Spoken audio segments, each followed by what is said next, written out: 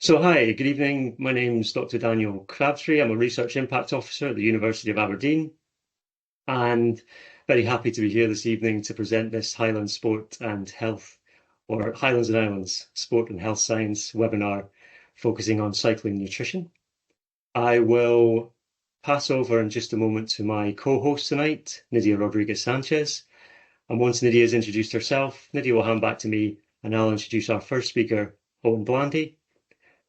Following Owen's presentation, we'll hear from Professor Javier Gonzalez from the University of Bath. Javier is going to join us a little bit later. He'll join us just after 7 o'clock. And the way the program is designed is that following Owen's talk, we'll go straight into Javier's talk, and then we'll have the open Q&A after Javier's talk. If there's a bit of a delay with Javier joining us once Owen's finished, then we can take some questions from Owen after his presentation. But I'll just hand over to my colleague Nydia now to introduce herself. Nydia. Thank you, Dan. And good evening to everyone. And thank you very much for joining this Highland and Islands Sport and Health Science webinar. I am a senior lecturer at the University of Stirling in Scotland. I am a specialist in sports nutrition and physiology. And I also contribute in the teaching of the sports and exercise science students and the program director for the Masters in Sports Nutrition. And I am very excited about today's webinar. And thanks, Dan, for putting together this program. And I'm looking forward to it. And thank you for organizing it. Thanks, Nydia. Okay, I'm going to introduce Owen Blandy, who's our first speaker. I'll just put the spotlight on yourself there, Owen, okay? So Owen Blandy is the EF Pro Easy Post Cycling Team Head Sports Performance Chef, working with elite level professional cyclists. This role has taken Owen across Europe from the most prestigious World Tour cycling events, including, but not limited to, Giro d'Italia, Tour of Flanders, and Tour de France.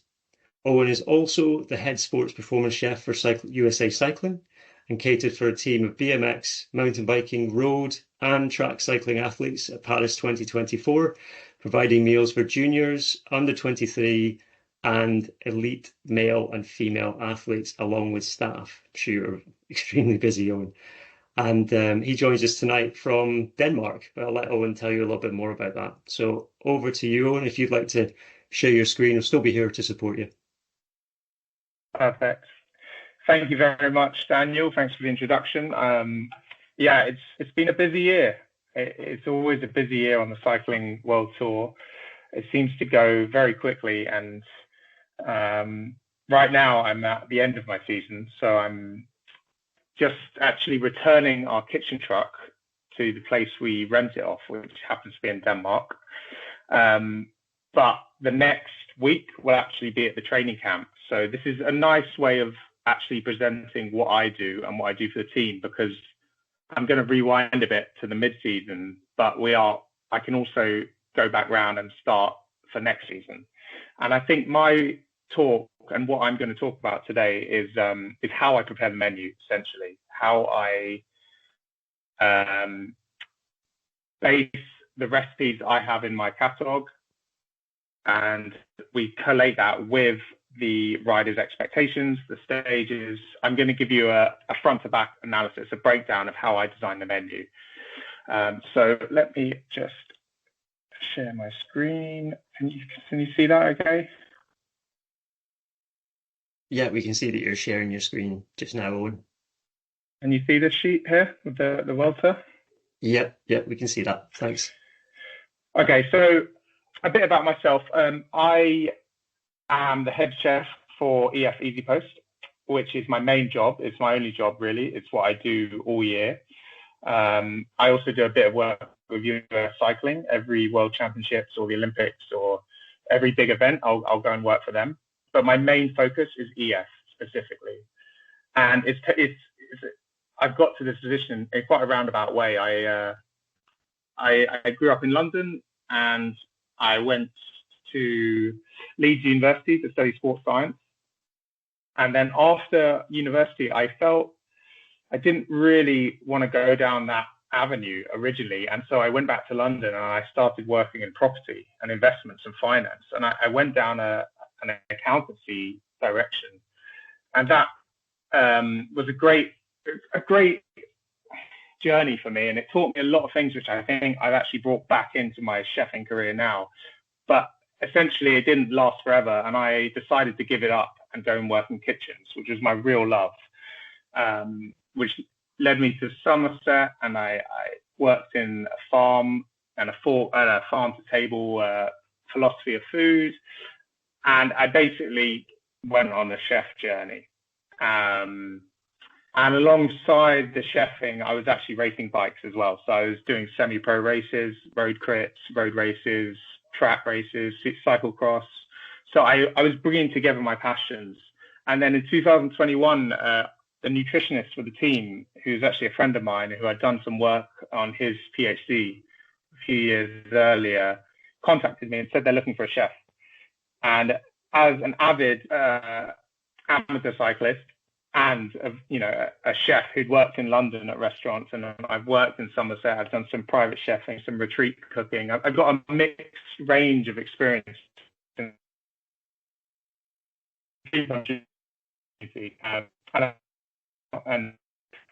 from a COVID, very risky.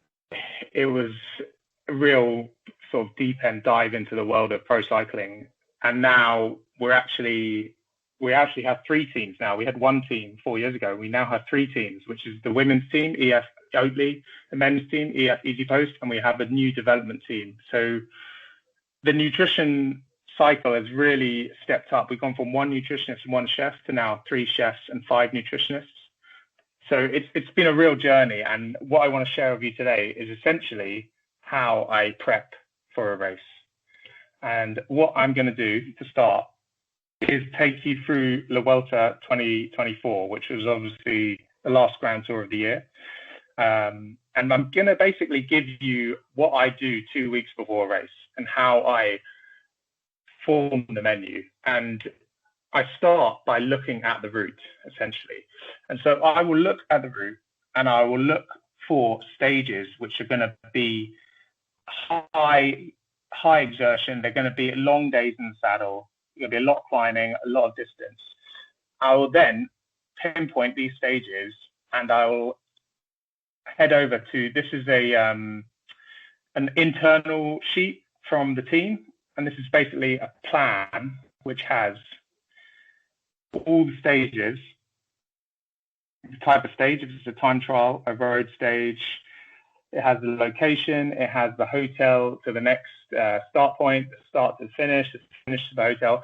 So this tells me where we're going to be going in Spain. I don't really need to know the route of the race, but what I need to know is how hard each stage is going to be. And what I need to know is how long the riders are going to be sitting in the bus before the stage and after the stage, because this can then allow me to form a structure of the eating for the day, because essentially we're fueling them in the morning. My role is to provide breakfast, post-race meal on the bus, and dinner. The soigneurs of the team will be responsible for providing the bidons, the mix, the gels, the rice cakes, the paninis, anything that they consume from the start to the finish on the bike. That will be the soigneurs. So that is something separate from my role. So what I do is I will take this plan and I will look and then input all these details into my own spreadsheet, and I will work out what kind of meals we need to be serving.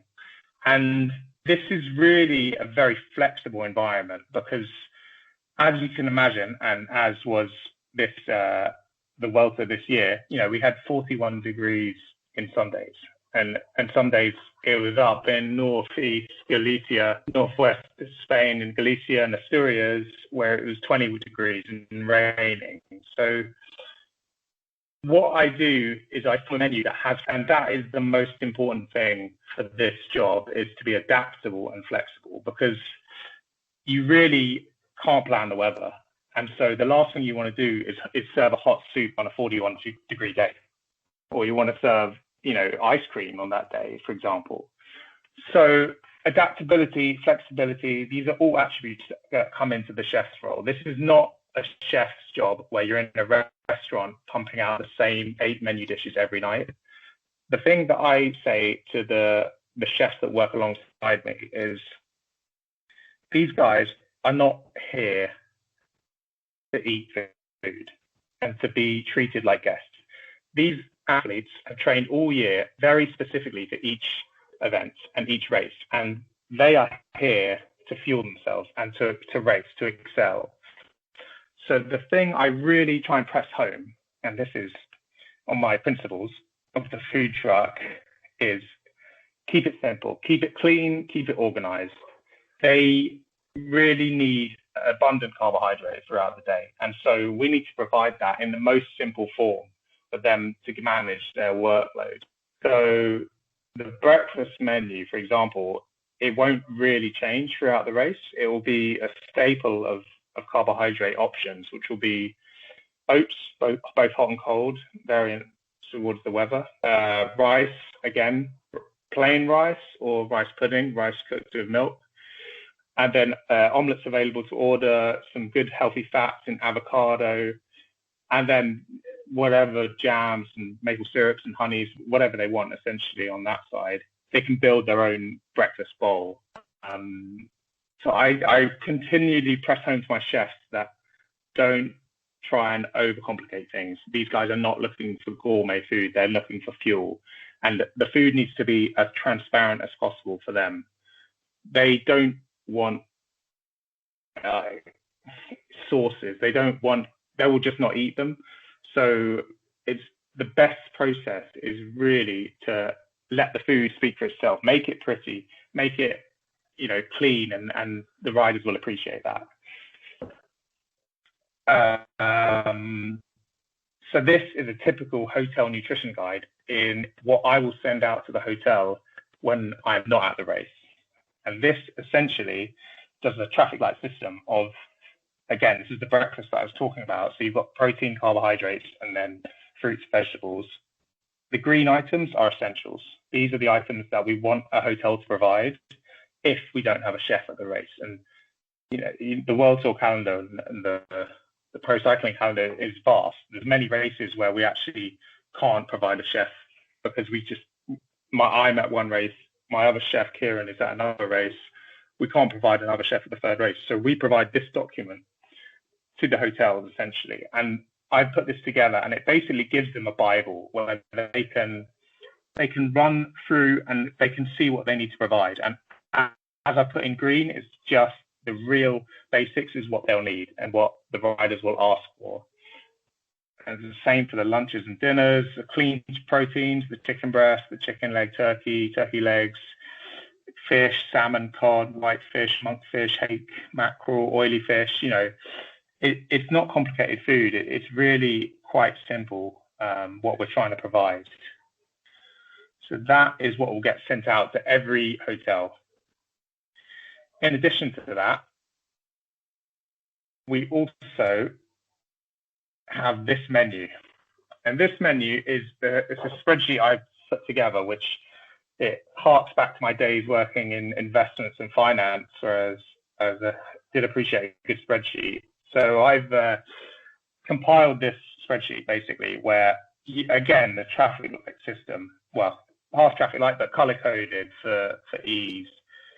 This is a sheet which basically has soup, starters, carbohydrates, proteins, side dishes, and desserts. So it's clearly labeled across. And what each cell will have is a drop down of all the protein options available. So having looked at the parkour of the race, having looked at the transfers, having looked at the specific requirements of each day, I can then form a menu. And this is all these dishes that we've created. They are in a recipe Bible on another sheet. And so what I do in the off season, I'll update this, and this will have all sorts of salads, juices, carbohydrates, everything you could wish for. But you can also add to it. You can add a new recipe in, and then it'll feed across it to the spreadsheet here. This is internally useful for the chefs. However, where it comes into contact with the nutritionists and the riders is that this sheet we have column C here where the nutritionist will write their comment, and you too. So I will send the menu to the nutritionist. The nutritionist put their comments in here, and then I'll adapt the menu towards that. And I'll also be flexible, T-1 before the menu goes out, in that I can always change something on the day. So flexibility is key. But where this spreadsheet ties in to the riders and the nutritionists specifically, because they don't really see this, this is a sort of back-end sheet. This ties into our tracking app, which is Chronometer, which many of you may use. And we've been using this for a few years. We are actually transitioning to Hexus as of, next week, really. But I thought I'd just show you how it translates across. And this is James Shaw, one of our riders, great rider, nice guy. This is quite common to many people. It's just simply a food diary. It's very simple. You can see how specific the guys are getting, weighing blueberries, weighing raspberries. They're really dialing in. Our own nutrition products are on there, of course. And that's August the 1st. So that's sort of 2 weeks before the race. And so he's, digging along to go. And essentially, as we get nearer the race, riders will then be able to find the recipes in the app. So we've got Japanese sesame tuna, fresh tuna, soy sauce, sesame oil, sesame seeds, ginger root, garlic. Quite a simple recipe, really, but really effective source of protein, really clean, great flavors. The guys know exactly what it is. There's nothing hidden there. There's quite lean, high protein, some good flavors in there. Flavor fatigue can be a real thing during these races. 2-3 weeks of eating chicken and rice essentially and eggs. So it is good to mix it up. They do love their sauces. They love their Asian food. They love their spices. But this, what I was saying is how this translates across to the menu, in that every single day, and this was my off-season work last year, and it will probably be this year as well, is uploaded to Chronometer. And therefore the riders can not only make this at home, because they can look at the ingredients and work out how to put it together, or they can ask me, but it also allows them to track what we create on races.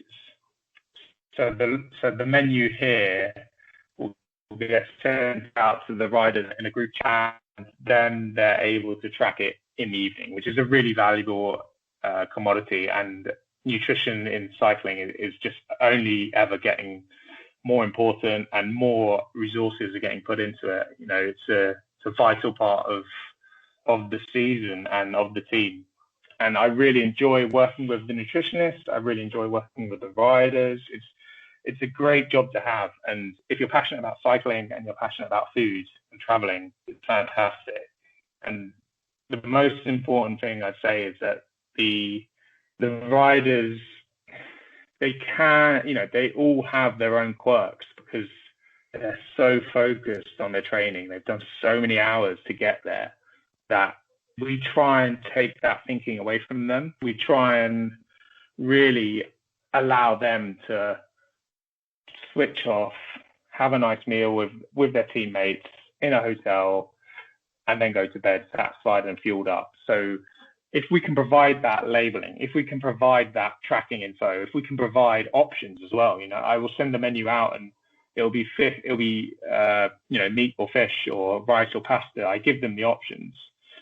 It provides flexibility for them. It allows them to choose. It allows them to dictate what they're going to consume on the evening. Of course, this will be related to the nutritionist. The nutritionist will be giving them macros. They won't really be focusing on micros, but they'll be focusing on macros, and they'll want, you see them, they want to get their 500 grams of pasta in. They want to really hit those numbers, because the last thing they want to do is be underfueled for the next day.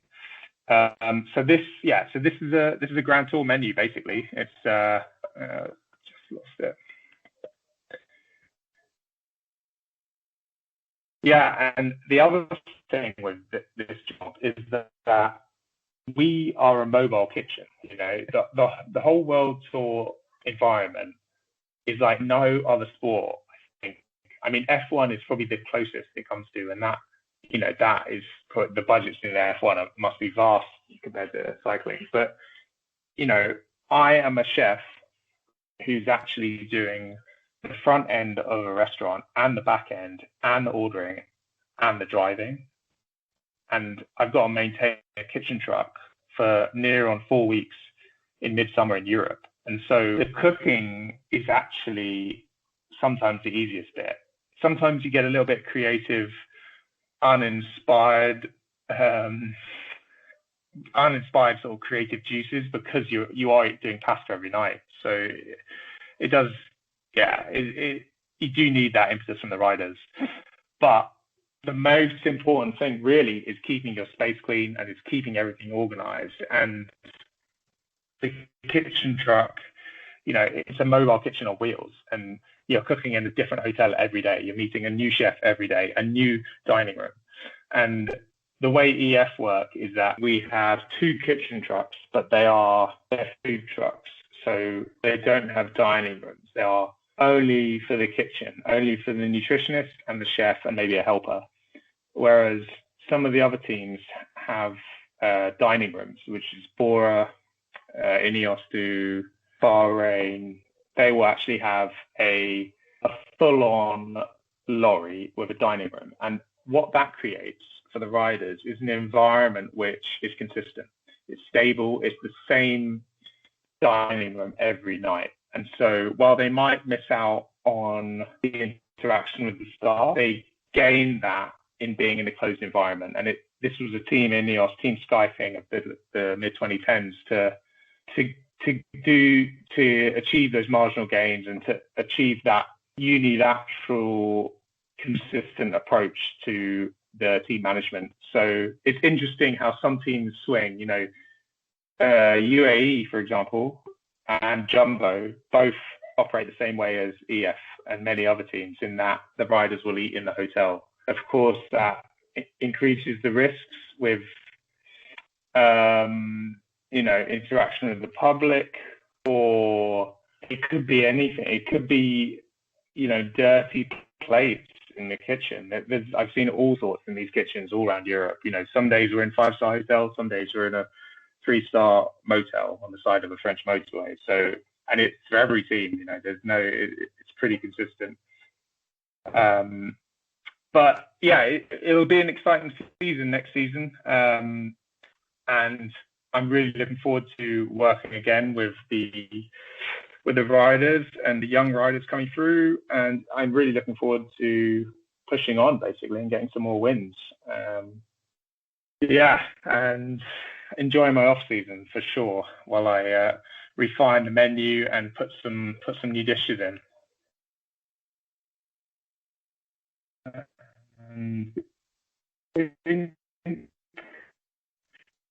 Some other things we mentioned, statement of principles. So this has some things which Javier may touch on, and this is more feeding for the staff.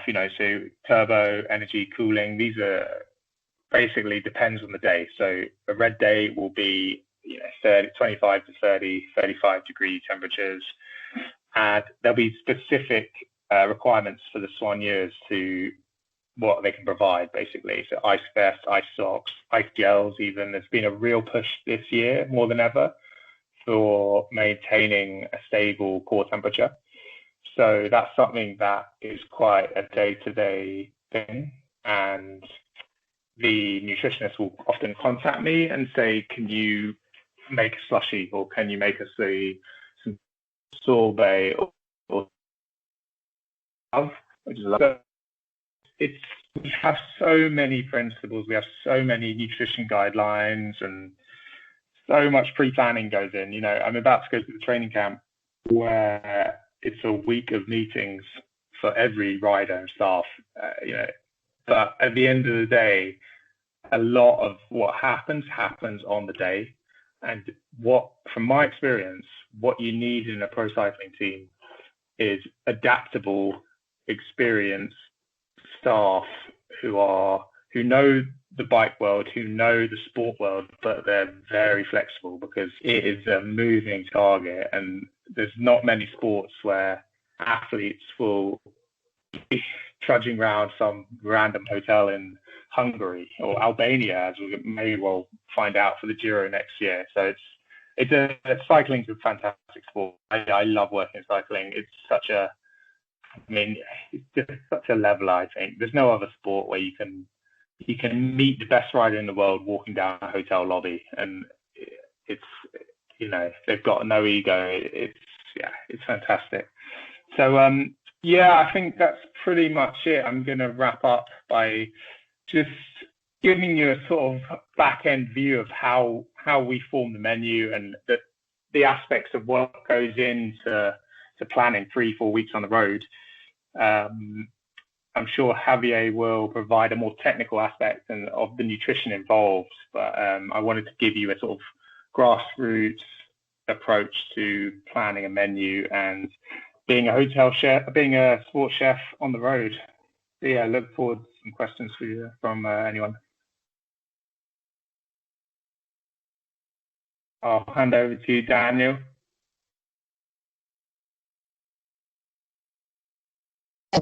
Thank you for all this very interesting, all the information that you share is really amazing, and thanks for sharing this insightful talk. You're welcome. Now, thank you, Owen, and we'll keep the Q&A for the end. And now we'll continue with Professor Javier Gonzalez, who has joined our webinar. So, first of all, thank you very much, Javi, and welcome to our webinar. And it's a pleasure to introduce Professor Javier Gonzalez. He is a professor of nutrition and metabolism at the University of Bath and an internationally recognized expert in human fuel use. His area of research includes how we get fuel from our diet, how we burn fuels during exercise, and store fuels when they exceed requirements. Javi has received substantial grant funding from research councils and industry to support his world-leading research. Javier is also a consultant to sports teams and industry and has previously worked with INEOS Grenadiers Cycling Team as a lead performance nutritionist and scientific advisor. So thank you very much, Javi. So if you'd like to share your screen.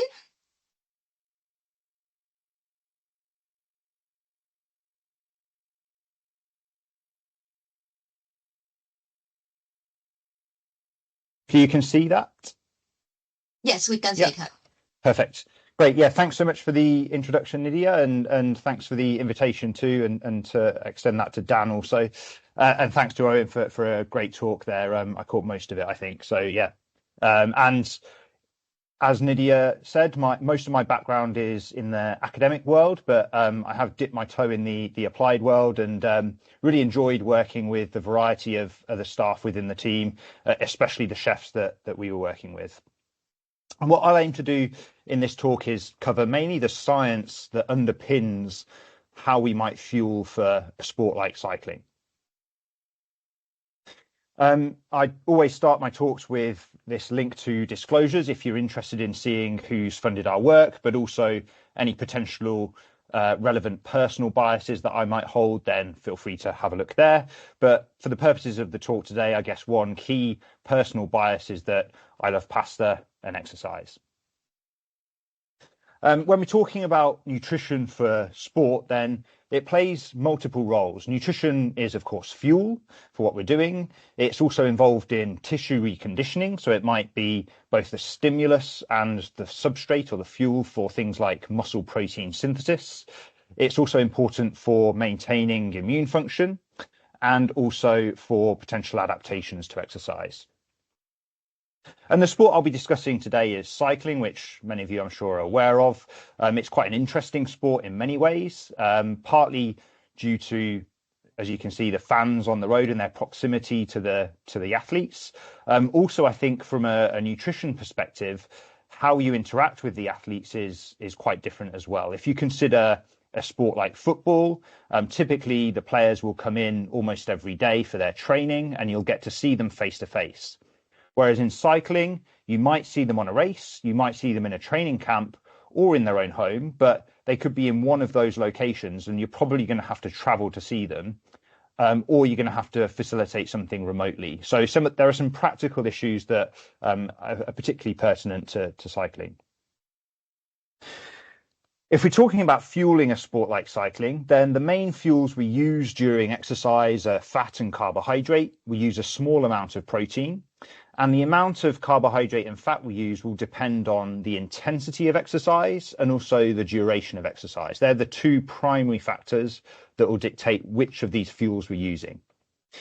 Here, what you can see is these fuels at rest and during low intensity exercise. So if you think of a brisk walk, for example, and the white bars are the fatty acids that circulate in the blood. These are fats that are coming from our fat tissue, circulating around the blood and then going to our muscle to be used as fuel. The light grey is other lipid, and that's mainly the fat that's stored within our muscle. And then we've got the carbohydrate-based fuels, which are the dark grey and the black, being glucose, the sugar that's circulating in our blood. And in the fasted state, that's going to be coming from the breakdown of glycogen within the liver. And also the liver can produce sugar from other things like amino acids and glycerol. And then you can see the black bar there is glycogen. That's the glycogen within our muscle, the stored form of carbohydrate that we can use during exercise, readily accessible for the muscle to use. As we increase the exercise intensity, moderate to high intensity exercise, you can see that the proportion of carbohydrate that contributes to total energy expenditure substantially increases.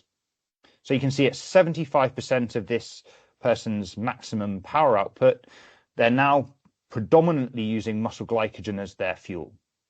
And it's worth bearing in mind that in most endurance events, the key moments of a race at least are performed at higher intensities than this. Even something like the marathon, for example, they'll be running at about 90% of their VO2 max, the elite athletes. And so clearly carbohydrates are a key fuel to support moderate to high intensity endurance exercise. And there are three main benefits, at least three main benefits to using carbohydrate as a fuel and to have high carbohydrate availability. One of those is that carbohydrate is an oxygen efficient fuel. So to liberate the same amount of energy, we need less oxygen if we're using carbohydrate as a fuel than if we're using fat as a fuel. And so if in scenarios where oxygen might be limiting, there's a benefit to burning carbohydrate rather than fat. Glycogen in particular is the most rapidly available fuel for muscle. So it's a very rapid fuel. You can think of it as petrol versus diesel. And it's also probably a signaling molecule as well. So when we've got glycogen available in the muscle, it seems to play a signaling role, allowing the muscle to perform its function. Now, I just mentioned that carbohydrates are the dominant fuel during almost all endurance events. And that even applies during something like road cycling, where the riders might be going for 5, 6 or 7 hours on the road. Here's Strade Bianche from a few years ago. Matthew van der Poel, who won that race on that day, the apparent numbers that were published online are shown here. So you can see that the whole race was almost 5 hours and his average power was about 390 watts. One key moment of the race where he broke away and formed a small group was a minute effort at 740 watts. And then the final sprint that won him the race, breaking away there from Alaphilippe, was about 20 seconds at over 1,000 watts. So clearly the key moments of a race are very intense indeed and likely to be fueled mainly by carbohydrate. So that's all very well, but the downside to carbohydrates is that we can't store very much of them. If we compare them to our fat stores, we have a small amount of fat in our blood, so about 4.5 grams or so. And we'll store most of our fat in adipose tissue or fat tissue. So even a lean athlete could have 12 kilos of fat stored in their adipose tissue. We have this small amount of fat in our muscle, typically about 300 grams. And if we add all of that up, it equates to over 100,000 kilocalories of energy. That's enough energy to keep us going for days and days, even weeks on end without eating. Contrast that with our carbohydrate stores. We'll have a small amount in our blood circulating as glucose. We store most of our carbohydrate as glycogen in muscle, and the amount we store there will depend on a few things, and one of those is our training status. So an endurance trained athlete, regardless of what they're eating in their diet, or for an equivalent carbohydrate intake, will have more muscle glycogen stored than a less well-trained athlete. So the more trained athlete could have about 700 grams of muscle glycogen available, whereas your average Joe like myself probably has 350 grams. And then there's this smaller but important store of glycogen in the liver too, typically about 100 grams. And if we add up all of the carbohydrate energy, then it equates to less than 3,200 kilocalories of energy. And that's not even enough to fuel a marathon, and why you commonly hear of people hitting the wall once they've depleted their carbohydrate stores and they have to lower the exercise intensity so that fat can support those energy requirements. So that's one of the key challenges to fueling a sport like cycling is carbohydrates are an important fuel for those key moments of a race, but we can't store very much of them in our body. And so we're going to need to supplement that with nutrition. It's also worth bearing in mind that we can adapt our capacity to burn fat as a fuel, but that's still relatively limited. If you take Olympic race walkers as an endurance athlete that are very highly trained, and you get them to go on a very low carbohydrate diet where you increase their capacity to burn fat as a fuel, then the highest measured rates on average are about 1.5 grams per minute of fat. So they're burning 1.5 grams of fat per minute during exercise when they're fat adapted. That equates to about 200 watts if we're talking about cycling, and that's clearly not enough to support those high intensity efforts that won Van der Poel that race. So how can we study carbohydrate and fat metabolism during exercise? One of the techniques I've been fortunate to work with in Newcastle with Professor Roy Taylor is magnetic resonance spectroscopy.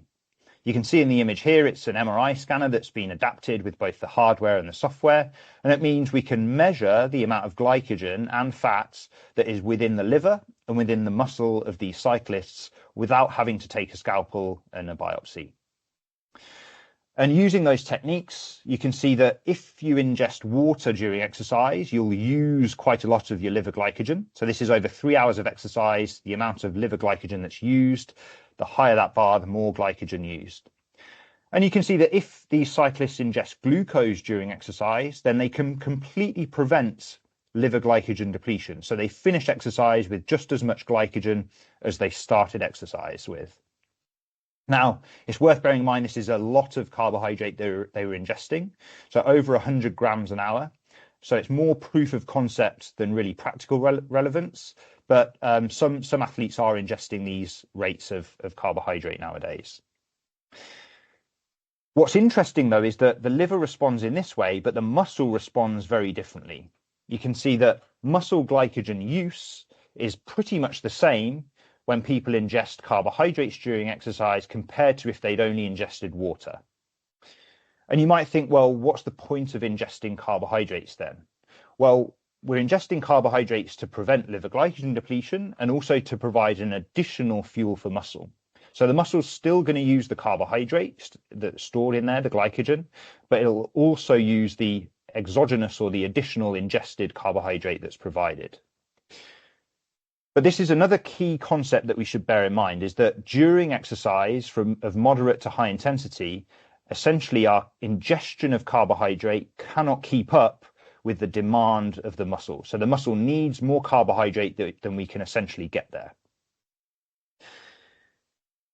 And if we're trying to measure how much that is available for the muscle, then we've got various techniques available to us. And one of those uses something called stable isotope tracers. That's where we might take a carbohydrate molecule and label it a bit like a GPS tracker on that glucose molecule and trace where it ends up. So if you imagine you've got a cyclist cycling for 2 hours here and they're ingesting 90 grams of carbohydrate per hour, we can label the carbohydrate in the drink. And when they're burning that carbohydrate, it'll appear on the carbon dioxide that they breathe out. And we can then work out of those 90 grams an hour that were ingested, how many grams an hour were actually burned as a fuel by the muscle. And using those methods, you can see that as you increase the carbohydrate ingestion rate, going from left to right, you've got an increase in the exogenous carbohydrate oxidation rate. So that's ingested carbohydrate oxidation, and it plateaus at a certain rate. So the maximum rate at which we can digest, absorb and use the ingested carbohydrate is capped at about 1 to 1.2 grams per minute, or in other words, 60 grams per hour. But it's important to bear in mind that this is when we're talking about glucose only. So if we're ingesting glucose during exercise, the maximum rate that we can use that as a fuel is about 60 grams an hour.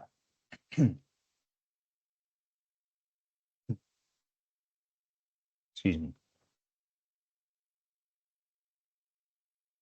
So if we're thinking about how we might intervene with this, it's worth thinking about the physiology that underlies this. We know, for example, that we can ingest very large amounts of carbohydrate, up to 180 grams an hour easily. And if we just bypass all of the intestine and the liver and everything else, and we just infuse people straight into a vein, we infuse the glucose straight in the vein and we measure how much the muscle will use, then that's about 120 grams an hour. So double that cap that we saw of 60 grams an hour.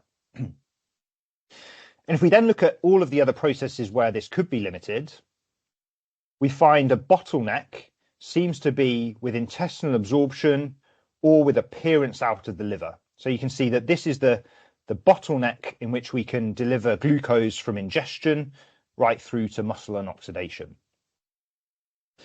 So how can we intervene with this? Well, one of the strategies is to combine different types of carbohydrates. So whereas glucose uses one transport route within the intestine, other types of carbohydrates like fructose use a separate transport route. So you can think of it as if you were all in one room and trying to exit that room through one door, it would be capped in terms of the rate at which you can exit that room. Whereas if you allowed people to exit through two doors, we could all get out of the room more quickly. And that's the similar concept here, whereby combining different types of carbohydrates, glucose and fructose, then you can increase the maximum rate at which it's absorbed across the intestine. And you can see that follows through in the measurements here, where the pink line is much higher than the black line.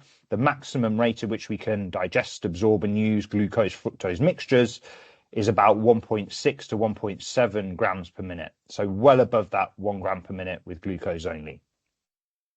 So combining different types of carbohydrates can increase total carbohydrate availability. That's one of the things we did when we joined INEOS Grenadiers, is change the gels and drinks that the riders were using, because they were predominantly glucose-based carbohydrates.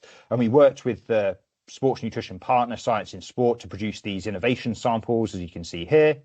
And that eventually was translated into a commercial product, which you can buy now. And there are many other brands too that provide similar types of products. So I'd summarize so far by saying that our carbohydrate stores are limited but crucial for optimal endurance performance. And ingesting carbohydrates during exercise can spare liver glycogen, but not muscle glycogen, typically. And it does tend to delay fatigue.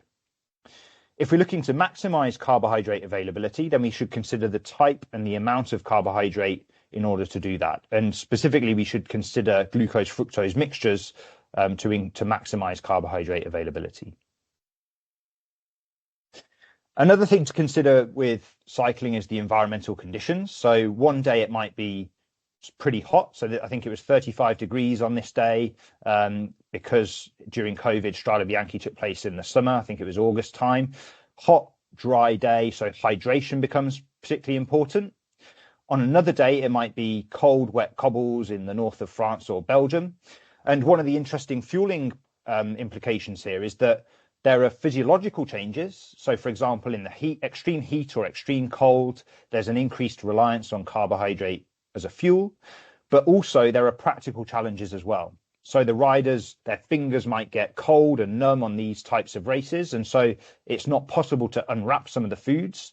So you might want to include some of the additional carbohydrate in drink form, for example.